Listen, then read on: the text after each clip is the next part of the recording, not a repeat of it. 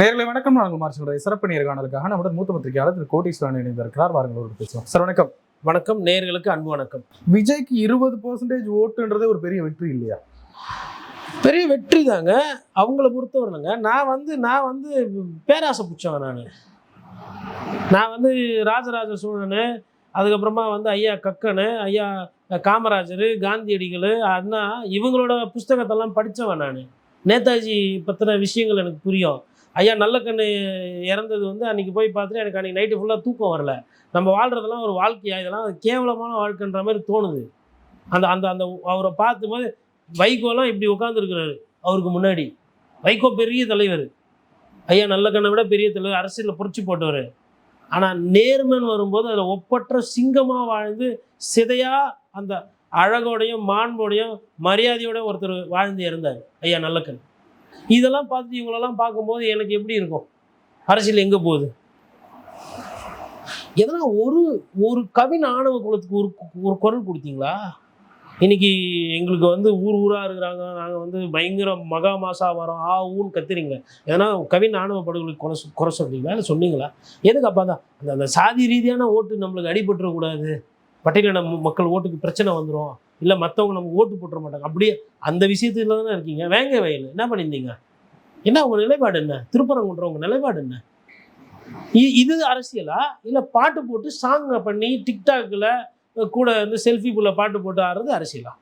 என்ன நடக்குதுன்னா, நீ தான் விஜய், நீ விஜய், நீ எம்எல்ஏ, நீ முதலமைச்சர் அப்படின்னு சொன்ன உடனே சந்திரமுகி மாதிரி அவங்களாம் அப்படியே மாறிக்கிறாங்க. நமக்கும் அரசியல் தெரியும், நம்ம அண்ணன் தாவேக்காவுக்கு ஓட்டு போட்ட விசிலுக்கு ஓட்டு போட்டால் நானும் அரசியலில் குவாலிஃபைடு, என்னோடய அதிகாரத்தை நான் செலுத்தி விட்டேன் அப்படின்ற மாதிரி சொல்லி சந்தோஷப்பட்டு அவங்க படுத்திக்கிறாங்க. தப்பு கிடையாது, பண்ணுங்க. பட் அடுத்த லெவல் வாங்க. கொஞ்சமாச்சும் அந்த பரிணாம வளர்ச்சிக்குள்ளே போகணும்.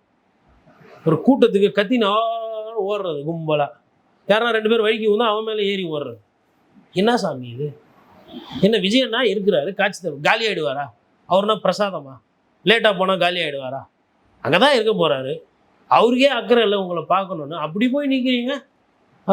அதில் என்னோட சகோதரிகள், குழந்தைகள், ஐயோ அப்பா அப்படியே ஆனந்த கண்ணீர். என்ன அண்ணா அப்படின்றதுண்ணா, சொந்த அண்ணனுக்கு கூட அவ்வளோ முக்கியத்துவம் கொடுக்க மாட்டாங்க உங்களுக்கு. நீங்கள் பாசத்தை காட்டுங்க. அவர் பாஷையில சொன்னால் அதுக்கு அவர் வருத்தான்னு ஒரு நிமிஷம் மனசாட்சி பிரகாரம் யோசிச்சுட்டு ஒரு சில கேள்வியெல்லாம் கேட்டுட்டு பேசுங்க. இன்னொன்று, இந்த பத்திரிகையாளர்கள் வேறு யாருன்னா அவங்கள போய் இது பண்ணுறது. கேள்வி உங்கள் அண்ணனை பற்றி மாண்பா, அதுக்கு அவர் தான் பதில் சொல்லணும். பத்திரிகையாளரை சந்திக்கிற தைரியம் இல்லாதவர் தான் உங்கள் தலைவர், அவர் தான் பதில் சொல்லணும். நீங்கள்லாம் தலை இருக்கும்போது வாழெல்லாம் ஆடக்கூடாது. இது வந்து எல்லா கட்சியிலும் நடக்கிறது. அதிமுக பொதுச் செயலர் மீது ஒரு விமர்சனம் என்றால் அவங்க தான் பதில் சொல்லுவாங்க. திமுக மீது பத்திரிகையாளர் விமர்சனம் வைக்கிறாங்கன்னா திமுக தலைமை தான் பதில் சொல்லும். கீழே இருக்கிற தொண்டர்கள்லாம் வந்து சூற விட்டுருவேன், புறா விட்டுருவேன்ல. யாருன்னா போய் கம்ப்ளைண்ட் கொடுத்தா என்ன உங்கள் அண்ணன் வருவாரா? இப்படி ஒரு கம்ப்ளைண்ட் உங்கள் மேலே கொடுத்தா யாருக்கும் தெரியாமலாம் கிடையாது. எனக்கு 3-4 பேர் முக்கியமானவங்க, நீதிமன்றத்தில் இருக்கிறவங்க, போலீஸில் இருக்கிறவங்க, அரசியல் ரீதியாக இருக்கிறவங்க, என்னோட நண்பர்கள், கம்ப்ளைண்ட் கொடு. எதுக்கு? என்ன இப்போ இவங்க மேலே கம்ப்ளைண்ட் கொடுத்துன்னா போகுது? அவங்க வீட்டுக்கு போலீஸ் போகும், அவங்க ஏதோ வேலையில் இருப்பாங்க, டிஸ்டர்பன்ஸ் ஆகும், ஏதோ விசாரணை பேரில் கூட்டின்னு போய் வைக்க போகிறாங்க. அவங்க அப்பா அம்மா மனசு கஷ்டப்படல. அதை பண்ணுறதுக்காக நான் பத்திரிகை துறையில் இவ்வளோ நாள் பேசிக்கிட்டு இருக்கிறேன். என்ன நீங்கள் என்னை பற்றி பேசுகிறதுனால என்ன ஆகிடுப்போகுது? அண்ணாவை விடவா விமர்சனம் ஆயிடுச்சு? சொல்லுவார், நான் ஒத்தையில் வரும்போது நான் அடிச்சு கூட போடுங்க, எனக்கு அது பிரச்சனை இல்லை, ஆனால் அரசியலை பாழாக்காதீங்கன்னு அண்ணா பேசியிருக்கிறார். அந்த வழியில் தான் நான் பேசிகிட்டு இருக்கேன். நீங்கள் உங்கள் அண்ணனுக்கு ஓட்டு போடுங்க, உங்கள் அண்ணன் முதலமைச்சராகும், உங்களுக்கு அதுக்கு எல்லா உரிமையும் இருக்குது, தகுதி இருக்குது, தகுதியை வளர்த்துக்கங்க. தொண்டர்கள்லாம் ஒரு ஒழுக்கமாக நடந்துங்க. சரி, எனக்கு உங்கள் மேலே கூட பிரச்சனை இல்லை, அவரே உழைக்க மாட்டேன்றாரு. இப்போ சீரடி போக தெரியுது இல்லை, கடலூருக்கு போக வேண்டியதானே சாமி? கடலூர் மக்கள் ஏன் போய் அவர் சந்திக்கல? போய் பார்க்காமலே, நான் ஆல்ரெடி இன்னொரு காணொலியில் சொல்லியிருந்தேன், யூடியூப் பிளாக் பண்ணிட்டீங்கன்னு வச்சுக்கோங்களேன். யூடியூபு, அப்புறம் அந்த இன்ஸ்டா, த்ரெட்ஸு, இதெல்லாம் இவங்களோட ஆயுதம். என்னடா இதெல்லாம் ஆயுதம்னா அவங்களுக்கு அதுதான் ஆயுதம். இதெல்லாம் நீங்கள் நிறுத்திட்டீங்க. அடுத்த ஒரு 6 மாதத்துக்கு, 6 மாதம் வேணாம், ஒரு 3 மாதம் கட் பண்ணிட்டீங்கன்னா அப்படி ஒரு கட்சி இருக்கிறதே தெரியாதுங்க வெளியில். இப்படி தாவேக்கான ஒரு கட்சி இருக்கிறதே மக்களுக்கு தெரியாது. அதிமுக சோசியல் மீடியாவுக்கு அதுக்கு சம்மந்தமே கிடையாது. எடப்பாடி பழனிசாமிக்கு தெரிஞ்சதெல்லாம் பூத்து, ஒன்றியம், மாவட்டம், வட்டம், கழகம் தான். ஐடி விங் கூட அவங்க பெருசாக, டிஎம்கே ஓரளவுக்கு. ஆனால் ஐயா ஆதவ அர்ஜுனா வர்ச்சுவல் வாரியர்ஸ். வர்ச்சுவல்னாலுமே பாதின்னு அர்த்தம். வர்ச்சுவல்னாவே அது ஒரிஜினல் கிடையாது, புரியுதுங்களா? ஹைப்ரிட் அப்படின்னாவே அது பேர் தான் ஹைப்ரிட்டு. அது வந்து ராவாக ஒரிஜினலாக இருக்குல்ல, அதை விட அது கொஞ்சம் மவுசு கம்மின்னு அர்த்தம். அதெல்லாம் விற்கிறதுக்கு வேண்டி பிராண்டிங்கில் இந்த மாதிரி வச்ச வார்த்தைகள். அதை தெரியாமல் அதை போய் பெரிய வாரியரை ரெடி பண்ணுவேன், சோல்ஜரை ரெடி பண்ணுங்க. அதனால் வர்ச்சுவல் வாரியர். அப்போ ஃபோன்லேயே இருப்பாப்புல, சிக்கல்னா சுவிட்ச் ஆஃப் பண்ணிட்டு ஓடி போயிடுவாப்புல. அதுவா? அதான் சொல்ல வரீங்களா? ஏன் கரூரில் காட்ட வேண்டியது என்ன உங்களோட ஆவேசத்தை, ஆணவத்தெல்லாம்? எல்லாரும் 3 மாதத்துக்கு அமைதியாக இருந்தீங்க அப்படியே. அதனால் விஜய் சார் வந்து இதெல்லாம் அவங்க ஆட்கள் இருக்காங்களா, அவர்கிட்ட போய் சொல்லணும், தலைவர்கிட்ட போய் சொல்லணும். தலைவரே இந்த பத்திரிகையாளர்கள் இந்த 200 ரூபா வாங்குறவன், இந்த முண்டம் மூதேவி முடிச்சவைக்கெல்லாம் வந்து நம்மளை பற்றி தப்பாக பேசுது தலைவரை. நீங்கள் வந்து ஒரு பத்திரிகையாளர் சந்திப்பு கொடுத்து அவங்களாம் ஒரு சவுக்கடி கொடுக்கணும், அவங்களாம் பெல்ட் ட்ரீட்மெண்ட் கொடுக்கணும் அவங்களுக்குலாம் அப்படின்னு சொல்லி நீங்கள் பேசணும். அண்ணன் பேசணும். அவர் தானே 42 பேர் கேஸுக்கு அவர் தானே சம்மன் வாங்கி போயிட்டு இருந்தார், நீங்களாம் போகலல்ல. நல்ல வேலை உங்கள் ஊருக்கு வராதனால உங்களால் இப்படி பேச முடியுது. தேவைன்னா எங்கள் அண்ணனுக்கு கழுத்தத்து உயிரே கொடுப்பேன். கூட்டத்துக்கு போனால் போதும், அவங்களே எடுத்துக்குவாங்க. எதுக்கு நீங்களாம் கஷ்டப்பட்டு பிளேடு எடுத்து அறுத்துக்கணும்? அப்படிதான் போகுது. ஒரு சில பேர் சொல்றாங்க, மற்ற தலைவர்கள் பேசினா ஓட்டு, விஜய் அவர்கள் முகத்தை பார்த்தாலே ஓட்டு, போனாலே ஓட்டு. இந்த யதார்த்தத்தை நம்ம புரிஞ்சுக்கிட்டோம். இல்லைங்க, அது யதார்த்தம் கிடையாதுங்க. அது வந்துட்டு தெளிவில்லாத தன்மைங்க. அது எப்படிங்க மூஞ்ச பார்த்தா ஓட்டு போட முடியும்? இல்ல, களத்துல அப்படி இருக்காங்கல்லன்னு சொல்றேன். இருப்பாங்கங்க. அது அப்ப யார் அவங்கள சரி செய்யுது? அவங்களுக்கு யாரு புரிய வைக்கிறது? அது ஓகே சார், பட் அப்படியும் ஓட்டுகள் வரும்ல, வந்திருக்கும். அவங்களுக்கும் ஒரு ஓட்டு தான். மெத்த படிச்ச சயின்டிஸ்ட், ஐஏஎஸ் அதிகாரி, ஐபிஎஸ்க்கு, ஜட்ஜிக்கும் ஒரு ஓட்டு தான். விஜய் அண்ணாக்கும் ஒரு ஓட்டு தான். நீங்கள் வந்து இந்த சாம்பிளை பார்த்தா நமக்கு இது முன்னாடி இந்த மாதிரி பார்த்தது கிடையாது. மூஞ்ச பார்த்தாவே போதும் அப்படின்னா, இது வந்து எம்ஜிஆருக்கு சொல்லுவாங்க, அவர் முகத்தை காட்டினாவே ஓட்டுன்னு. அது ஏன் சொன்னாங்கன்னா, அவருக்கு அந்த பண்பு இருந்தது, 4 பேருக்கு உதவுற பண்பு இருந்தது. இவர் எத்தனை பேருக்கு உதவுனார்? இவருக்கு அந்த பண்பு இருக்குன்னு பார்க்குறீங்க? ஃபர்ஸ்ட் ஆஃப் ஆல் எம்ஜிஆரோட அவரை கம்பேர் பண்ணுறதுக்கே இந்த நேரத்துக்கு அதிமுக கேஸ் போட்டிருக்கணும் அவர் மேலே. ஓபிஎஸ்ஸை வேஷ்டி கட்டக்கூடாது, சின்னத்தை பயன்பட கேஸ் போட்டிங்கல்ல, விஜய்க்கு போட்டிருக்கணுங்க. என்னன்னா பயத்தில் விட்டுட்டாங்க. திமுகவும் அதிமுகவும் பண்ண தப்பு என்ன தெரியுங்களா?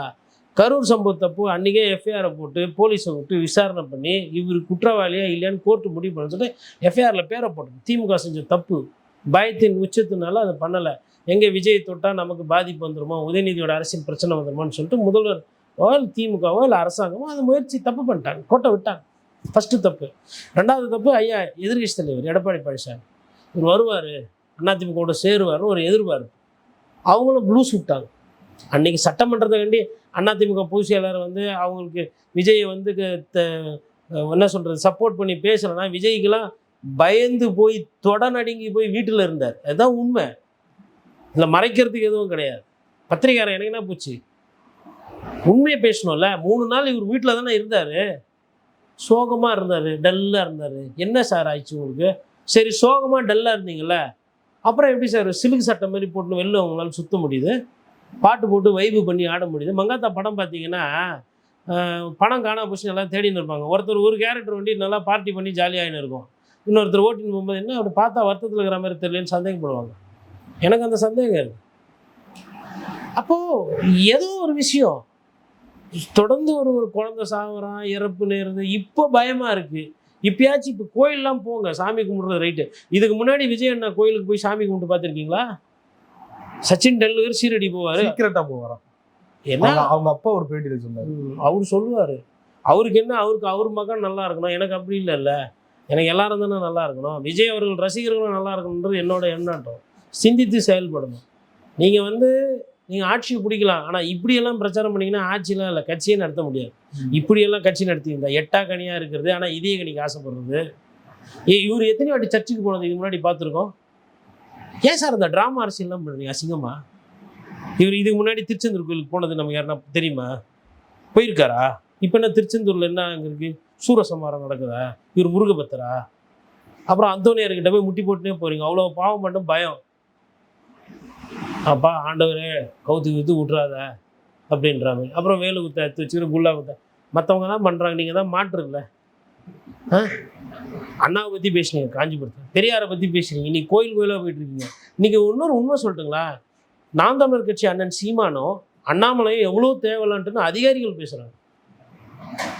இவரோட இந்த அரசியலை பார்த்ததுக்கு பிறகு இவர் பண்ணக்கூடிய அந்த தன்மைகளை பார்த்துட்டு சீமான் வந்து பரவாயில்லைங்க, உண்மையில ஒரு சில விஷயத்தில் தெளிவாக இருக்காப்புல, அண்ணாமலை பரவாயில்ல. ஏன்னா Annamalai is truthful to what he believes. Annamalai தனக்கு எது சரி, தான் எது கொள்கையாக நினைக்கிறாப்புல அதுக்கு கரெக்டாக இருக்காப்புல, மாற்றிலாம் பண்ணுறதில்ல. பள்ளிவாசலில் போயிட்டு நின்று அங்கே போய் தாவேக்கான்றது. பள்ளி மசூதிக்கு போகிறோம் அப்படின்னாவே என்னன்னா, அசான் ஓதும் போது அந்த சத்தம் வரும், மிச்ச நேரத்தில் பூரா அமைதி தான் இருக்கும். எந்த பள்ளிவாசல்லையும் இறைவனுக்கு முன்னாடி மற்றதெல்லாம் மண்ணு, அங்கே போயிட்டு வாழ்க கீழ்க இதுவெல்லாம் நீங்கள் பாருங்கள். என்றைக்குன்னா அதிமுகவில் இருக்கிறவங்களோ திமுகவில் இருக்கிறவங்களோ பள்ளிவாசலுக்கு முன்னாடி போயிட்டு ஸ்லோகமோ சத்தமோ போட்டு பார்த்துருக்கீங்களா? ஏன்னா வீடியோவில் காட்சி பாருங்கள். பாய் பார்த்துக்கங்க, பாய் ஓட்டு போடுங்க, நிற்கிறோம் பாய். பிரச்சாரத்துக்கு நடுவில் ஓதுனாலே அமைதியாயிரும். மாற்றி செய்கிறீங்க, கேட்டால் மாற்றுன்றீங்க. அதாவதுங்க அரசியலில் ஆட்சி பிடிக்கிறது வருதுன்றது வேறங்க, நீங்கள் எப்படி நடந்துக்கிறீங்கன்னும் போது முன் உதாரணமாக இல்லையே. திடீர்னு காக்கா வலிப்பு வந்த மாதிரி கத்துறீங்க, ஏன் அப்படி பண்ணுறீங்க? என்ன அது?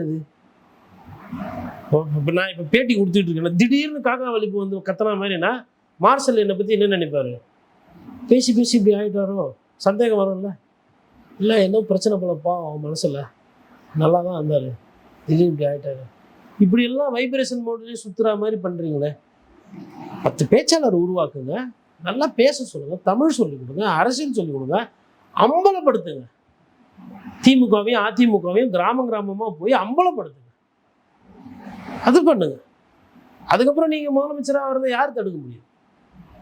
ஆனால் இப்படி குறுக்கு வழியில் பொங்க நல்லா இருக்குது, இதை காட்டியே நான் டபாச்சு ஓட்டு வாங்குவேன் அப்படின்னா அப்போ என் போன்ற பத்திரிகையாளர் அதை வேடிக்கை பார்க்க முடியாதுல்ல. அது எப்படி விட முடியும்? உழைப்புக்கேற்ற ஊதியம், வளர்ச்சி இல்லை மாற்றம்னாங்களே. உங்கள் அண்ணன் வரி பாக்கி 1.5 கோடி ரூபா, வளர்ச்சி இல்லாமல் 1.5 கோடி ரூபா வரி பாக்கி வருது. புலிப்படத்துக்கு எவ்வளோ வாங்கினாரு? எங்கேருந்து வந்துச்சு அந்த காசு? 800 கோடி 700 கோடி சொத்து எங்கேருந்து வந்து? சோமாலியா நாடாக இருந்தால் வளர்ச்சி வந்திருக்குமா? இன்னும் உனக்கு சொல்கிறேன், ரெட் ஜெயிண்ட் கூட சன் ப்ரொடக்ஷன்ஸ் கூடலாம் சேர்ந்து நீங்கள் படம் நடிக்கிறப்பெல்லாம் அது தூய சக்தியாக இருந்ததா? அன்னைக்கு அவங்க கூட நல்லா படம் போதெல்லாம் நல்லா இருந்தது. நல்ல வசூல், நல்ல வெளிநாட்டில் ஷூட்டிங், ப்ரொடக்ஷன் கம்பெனி அவங்க செலவில் நீங்கள் நல்லா நடிகராக ஹீரோவாக அழகாக இருந்தீங்க, நல்லா இருந்தது. ஆனால் இன்றைக்கி அவங்க தப்பாக தெரியுறாங்க. அவங்க யாராக தெரியுறாங்க? தீய சக்தியாக தெரியுறாங்க. பழகுனது நீங்கள், சொந்தம் கொண்டாண்டது நீங்கள், சேர்ந்து தொழில் பண்ணது நீங்கள், எல்லாம் நீங்கள். ஆனால் இன்றைக்கி திமுக ஒரு தீய சக்தி. சரி, அடுத்து ஊழல் சக்திக்கு வரேன். மாஸ்டர் படம் வரும்போது யார் போயிட்டு அதிமுக ஆட்சியில் இபிஎஸ் அவர்கள்கிட்ட போயிட்டு ரெக்கமெண்டேஷன் போனது? யார் மூலயமா போய் நின்னீங்க? எத்தனை படத்துக்கு பர்மிஷனுக்கு உதவி கேட்டீங்க? கடம்பூர் ராஜுவை போய் யார் தனிமையில் போய் பார்த்தது? அன்றைக்கி ஊழல் சக்தியாக தெரியலையா? ஏன் அன்றைக்கி காலரை தூக்கி விட்டு படம் தானே, நான் அப்படியே இப்போ நிற்க வேண்டியதானே செங்குத்தா? இன்றைக்கி இவ்வளோ பேசுகிறீங்களப்பா. தேர்தல் முடிகிற நேரத்தில், பிரச்சாரம் முடிகிற நேரத்தில் மற்ற கட்சிகளுக்கு வாய்ப்பே கொடுக்காம நீங்கள் எங்கே போனீங்க, என்னென்ன இனாம் கேட்டீங்க, யார் யார்கிட்ட பர்மிஷன் பண்ணீங்க? ஏன் அதெல்லாம் சொல்ல வேண்டியதுன்னா? அப்போ அன்றைக்கி தெரியல ஊழல் கட்சின்னு, ஊழல் சக்தின்னு. ஏதோ அவங்க 2 பேர் தான் கெட்டவங்க மாதிரியும் நீங்கள் அப்படியே புனிதப்பட்ட மாதிரி நீங்கள் பண்ணுறீங்களே. நான் என்ன சொல்கிறேன்னா, நீங்களும் 10ஓட 11 10ஓட 1 எல்லாம் ஒரே குட்டையில் ஊறின மட்டை அப்படின்ற இடத்துக்கு நான் வரேன். இது எங்கள் ஐயா காமராஜர்கிட்ட கற்றுக்கினது. இங்கே யாரும் இந்த புனிதர் வேஷம்லாம் போட வேணாம், எல்லாருக்கும் தெரியும். ஆனால் விஜயோட ரசிகர்கள் அவங்க அண்ணனுக்கு நல்லது செய்கிறன்ற பேரில் இந்த மாதிரி வந்து அவர்களுக்கு முட்டு கொடுத்து இட்டு கொடுத்து இது பண்ணாதீங்க. உங்கள் அண்ணன் நல்ல அரசியல் பண்ண, உங்கள் கட்சி நல்லா இருக்குன்னா தரமான அரசியல் பண்ண சொல்லிவிடுங்க. ஒரு வேட்பாளரை பார்க்க மாட்டேன், பூத் லெவலில் என்ன நடக்குது ஏது கேட்க மாட்டேன், ஒரு ரிவ்யூ மீட்டிங் கிடையாது, ஒரு மாவட்ட செயலருக்கு முக்கியத்துவம் கிடையாது, ஒருத்தவங்க சண்டை போட்டுக்கிறாங்க. இவ்வளோ பிரச்சனை. தேர்தல் நாளுக்கு பிறகு வர நிறைய விஷயம் வெளியில் வரும், உட்கட்சி பிரச்சனை அதிகமாக வரும். டிஎம்கே வர்சஸ் டிவிகே நாங்கள் தான் மாற்று ஆட்சி அமைப்பு இதெல்லாம் சொன்னாங்க. ஒருவேளை அதுவே நடக்கலைன்னாலும் சரி சார், அது பொய் சார். ஒரு சில பொய்யெல்லாம் சொல்லட்டா? பாஜக வந்துவிடும் பொய். எப்படி பாஜக வரும்? மக்கள் ஓட்டு போடாமல் போய் கேளுங்க சார், எத்தனை பேர் பாஜக போட்டாங்கன்னு, எத்தனை சீட்டு வருவாங்க? எதுக்கு பொய்யா பேசுகிறீங்க? உங்கள் சாதனையை சொல்லி ஓட்டு கேட்டுருக்கணும், திமுக கேட்கல. 2வது பொய், மிகப்பெரிய பொய், அதிகமாக பேசப்பட்ட பொய். 2 கட்சிக்கு நடுவில் தான் போட்டி, ஒன்று திமுக ஒன்று தாவேகா. இது இவர் செட் பண்ண நெரேட்டிவ். அவங்க டெல்லிக்கும் தமிழ்நாட்டுக்கும் தான் பிரச்சனை. என்ன டெல்லிக்கும் தமிழ்நாடு ஓட்டப்பந்தயம் நடக்குதா? டெல்லிக்கும் தமிழ்நாட்டுக்கும்? டெல்லி யார்? பாகிஸ்தானில் இருக்கா டெல்லி? அமைச்சர் நேரு போய் நல்லா பார்க்குறாரு, வணக்கம் வைக்கிறாரு, நிர்மலா சீதாராமன் நல்லா ஜாலியாக பழகுறீங்க, அதுக்கப்புறமா தபால் வெளியீட்டு பண்ணுறீங்க, அவர் வந்தால் வெள்ளை கொடி காட்டுறீங்க, பிரதமர் ஜாலியாக வந்து போகிறாரு, இவ்வளோக்குது. ஆனால் எங்ககிட்ட வரும்போது டெல்லியோட சண்டைன்றீங்க. பார்த்தா அப்படி தெரியலையே சாமி. வெஸ்ட் பெங்கால் டெல்லியோட சண்டை, ஆமாம் சண்டை, 100% சண்டை. அப்படி நிற்கிது அந்த அம்மா அரவிந்த் கெஜ்ரிவால். ஆமாம், பிஜேபிக்கும் ஆம் ஆத்மி கட்சிக்கும் சண்டை நல்லா தெரியுது. உங்களுக்கு அப்படி தெரியலையே. அதுதான் அந்த அம்மா கேட்டாங்க, மம்தா பானர்ஜி என்ன நடக்குது தமிழ்நாட்டுன்னு கேட்டாங்க. சந்தேகம் வந்துச்சு இல்லை உங்கள் மேலே? சந்தேகப்படுற அளவு தானே நீங்கள் அரசியல் பண்ணுறீங்க. பாஜக நாங்கள் வந்து திமுக ஊழல் கட்சி எதிர்க்கிறோம், நல்லா எதிர்த்தீங்க. நீங்கள் ஒத்த ரைடு கிடையாது. நீங்கள் பண்ண பொய், நீங்கள் சொன்ன பொய், மக்கள்கிட்ட சொன்ன பொய், ஊழலை ஒழிப்பேன், லஞ்சத்தை எதிர்ப்பேன், ஊழல்வாதி யாராக இருந்தாலும் கேட்பேன். பாஜக நான் ஓப்பனாக சொல்கிறேன், 3 பேர் வந்தாலும் அவங்களுக்கு பிரச்சனை கிடையாது. 3 பேரையும் எப்படி கையில் வச்சு ஆளணுன்றது அந்த வித்தை தெரியும் அவங்களுக்கு. நான் பேசுறது புரியுறவங்களுக்கு புரியும். இவ்வளோ பிரச்சனைக்கு காரணமாக பிஜேபி. எடப்பாடி பழனிசாமியை அவ்வளோ பிரச்சனை பண்ணீங்க, அந்த அதிமுகன்ற கட்சி அவ்வளோ கஷ்டப்படுத்தினீங்க, ரைட்டு. திமுக எப்போ என்ன நடக்கும் ஏது நடக்கும்ன்ற மாதிரி அப்படியே காட்டி காட்டி பயமுத்துறது. அவங்களாச்சும் சரி கை சுத்தமாக வச்சுக்கிறாங்களா அமைச்சர்கள்? அதுவும் கிடையாது. விஜய் கேட்கவே வேணாம், பெரிய வீரம் மாதிரி எதுக்குற மாதிரி போயிட்டு ஒரு நாள் கருப்பு சட்டை, ஒரு நாள் வெள்ளை சட்டை, ஒரு நாள் காவி சட்டை, அனைமா ஆரஞ்சு சட்டை போட்டு சுற்றி வரைப்போம். போயிட்டாரா சீரடி வரல போயிட்டாரல, அங்கேருந்து அப்படியே கொஞ்சம் தான் அயோத்தியா, அப்படியே போயிடு சாமி. அப்படியே போயிட்டா அங்கேருந்து பார்த்தா நல்லா இருக்கும், மாறிடு. விஜய்ன்ற பேரையே என் ஜோசப் விஜயின் முன்னாடி என்ன பேசினார் அவர்? இங்கே போனால் இப்படி, அங்கே போனால் அப்படி. ஏன்னா இவர் பெரிய இவர் வள்ளலார் மாதிரி, எந்த ஊர் போனாலும் அந்த ஊர் தன்மைக்கு மாறி அங்கே இருக்க உணவு போட்டுட்டு தான் இவர் மறுவேளை பார்ப்பார். சீரடிக்கு போயிருக்கிறீங்க, எவ்வளோ பேருக்கு சாப்பாடு போட்டிருப்பாங்க சீரடியில்? யாரோ சொல்லிடுவாங்கன்னு நினைக்கிறேன், அதனால் போகிறாரு. அதனால் எல்லாரும் நீங்களாம் என்னென்ன அரசியல் பண்ணுறீங்கன்றது மக்கள் எல்லாம் பார்த்துட்டு தான் இருக்கிறாங்க. எல்லாருக்கும் அதையும் தெரியும் மக்களுக்கு. பெரும்பாலான கருத்து கணிப்புகள் திமுக தான் ஆட்சி அமைக்கும் அப்படின்ற மாதிரி சொல்றாங்க. இது கண்டினியூ ஆகுன்ற மாதிரி தான் வேவ் இருக்கா? அதுக்கு வாய்ப்பு இருக்குங்க. திமுக திருப்பி ஆட்சி வரதுக்கு வாய்ப்பு இல்லைன்னா சொல்ல முடியாது. பட் என்னை பொறுத்தவரைலாம் அதில் வந்து நிறைய விமர்சனம். போன வாட்டி அதாவது 2 விஷயம். இப்போ என்னை பொறுத்தவரை நீங்கள் அதை கேட்டிங்கன்னா 2 லைனர்ஸில் பதில்னா, அதிமுகவுக்கு ஒரு எட்ஜ் இருக்குது. திமுகவை விட அதிமுக ஆட்சி அமைக்கிறதுக்கு ஒரு கொஞ்சம் பர்சன்டேஜில் அவங்களுக்கு வாய்ப்பு இருக்குது. இந்த சைடு ஒருவேளை திமுக ஆட்சி வருதுன்னா அதுவும் வாய்ப்பு இருக்குது. அது வந்து எப்படின்னா, போன வாட்டி வாங்கின அளவுக்கு சீட்டு வராது, கம்மியாக ஒரு 130 125க்குள்ளே வந்து முடிஞ்சிடும். சிங்கிள் மெஜாரிட்டி வரதுக்கு வாய்ப்பு இருக்குது. ஏன்னா இந்த வாட்டி காங்கிரஸ்க்குலாம் நிறைய சீட்டு ஜெயிக்க போகிறதில்ல, காங்கிரஸ்க்கு பேயடி இருக்குது. அதனால் வந்து மேபி வராங்க அப்படின்னா 1-2 கட்சிகள் தான், கம்யூனிஸ்ட் கட்சிகள் கொஞ்சம் இடத்துல ஜெயிப்பாங்க.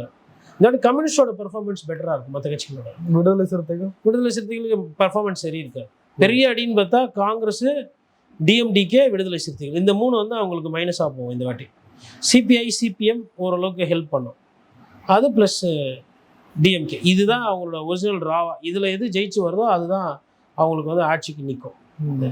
அதிமுக பொறுத்தவரை இருந்தால் பிஜேபி, தமிழ் மாநில காங்கிரஸ், அந்த கூட்டணியில் ஒரு மைனஸ். அவங்களுக்கு கொடுத்த அந்த 33 சீட்டு அதில் நிறைய வந்து ஜெயிக்க வாய்ப்பில் போயிடும். அந்த கூட்டணியில் அதெல்லாம் மைனஸ். அந்த கூட்டணியில் பார்த்தீங்கன்னா பாட்டாளி மக்கள் கட்சியும் அமமுக ஓரளவுக்கு ஜெயிப்பாங்க, வாய்ப்பு இருக்கும். மிச்சம் அதை தாண்டி அந்த கூட்டணியில் மற்றவங்களுக்குலாம் பெரிய வாய்ப்பு இருக்கிற மாதிரி எனக்கு தெரியும். ராமதாஸை ஜெயிக்கவே விடக்கூடாதுன்னு சொல்லி போராடிட்டு இருந்தாங்க, அதையும் தாண்டி ஜெயிச்சிருவாங்களா? அவங்களுக்கு ஓட்டு விழுதுங்க.